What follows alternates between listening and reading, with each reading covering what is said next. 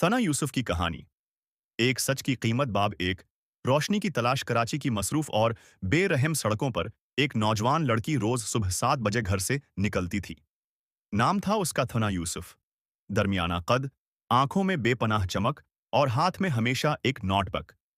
वो एक सहाफी थी, मगर आम सहाफियों जैसी नहीं। वो सच की तलाश में निकलने वाली लड़की थी। इसका ख्वाब था कि वो ऐसी खबरें लेकर आए जो माशरे के अंधेरों को बेनकाब कर दें। सुना का ताल्लुक एक मुतवस्सित घराने से था। वालिद एक रिटायर्ड इस्ताद, वालदा घरेलू खातून। बचपन ही से उसने जुल्म को देखा, औरतों को रोते, बच्चों को भूखा सूते और मजदूरों को बेइज्जती से जीते देखा। उसे खामोशी से नफरत थी। उसने कलम को हाथ में लिया और उसे लिखने के लिए कहा। आवाज बनाया। बाब दो। वो पहली रिपोर्ट एक दिन थुना को इत्तला मिली कि शहर के नवाही इलाके में एक फैक्ट्री में कम उम्र बच्चों से मजदूरी करवाई जा रही है। वो तनहा कैमरा और नोटबुक लेकर वहां गई।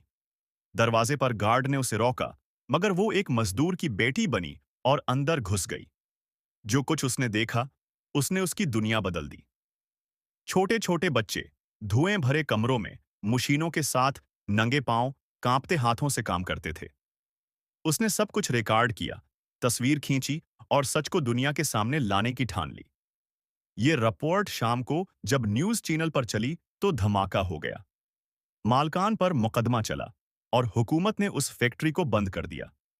मगर थुना को इसी दिन से धमकियां आना शुरू हो गईं। बाब 3। कातिलों की परछाइयां पहले एक गुमनाम खत मिला। अगर दोबारा ऐसी हरकत की तो तुम्हें खामोश कर दिया जाएगा। फिर उसके फ्लैट के बाहर एक सियाह गाड़ी नजर आई। उसके वालिद की साइकिल के ब्रेक कट गए। दोस्तों ने कहा, सुना, छोड़ दो ये काम, जान खतरे में है। मगर वो न रखी न झुकी।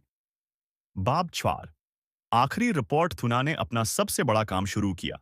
उसे इत्तला मिली कि एक बासर सियासी शख्सियत की जेरे सरपरस्ती एक नादरा आपस में जाली शनाख्ती कार्ड बन रहे हैं। दहशतगर्दों, इस्मगलरों और बीनुल अक़वामी मुजरिमों को। ये खबर अगर बाहर आती तो बहुत सौ की नींदें हराम हो जातीं।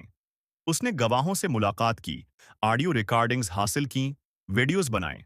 रिपोर्ट मुकम्मल होने ही वाली थी कि एक रात 10 बजे के करीब वो दफ्तर से घर हो गई, वापस न लौटी। बाब 5। खामोशी का शहर अगली सुबह उसकी लाश लियारी के एक कुचरा कंडी में मिली। सिर पर गोली का निशान, आंखें खुली हुई, जैसे वो सच्चाई को आखिरी सांस तक देखती रही हो। पुलिस ने रिपोर्ट में लिखा, नामालूम अफराद का हमला, सियासी पहलू खारिज उज़मकान नहीं। मगर केस बंद कर दिया गया। मीडिया ने 2 दिन शोर मचाया, फिर खामोशी। कातिल कौन? तफ्तीश के बाद जो हकायक सामने आए वो लर्जा खेज थे। कत्ल का हुक्म एक बासर ईम इन ए ने दिया था। सुना को अगवा करके 2 दिन तक तशद्दुद का निशाना बनाया गया। उसके मोबाइल से सबूत मिटाने की कोशिश की गई, मगर सच छिप ना सका। बाब 8। इंसाफ का सूरज 2 साल की जदोजहद, हसन की साबित कदमी और अवामी दबाव के बाद आखिरकार अदालत ने फैसला सुनाया। एम एन ए को उम्र कैद, 3 पुलिस एहलकारों को नौकरी से बरतरफ और मुतासरा खानदान को सरकारी तहफ़्फ़ुज़ मिला। इख्तिताम। रोशनी कभी मुरत्ती नहीं। सुना यूसुफ की कब्र पर हर साल 10 अप्रैल को लोग शम्माएं जलाते हैं। उसकी तस्वीर के नीचे लिखा है, उसने कलम से सच लिखा, सच ने उसे अम्र कर दिया।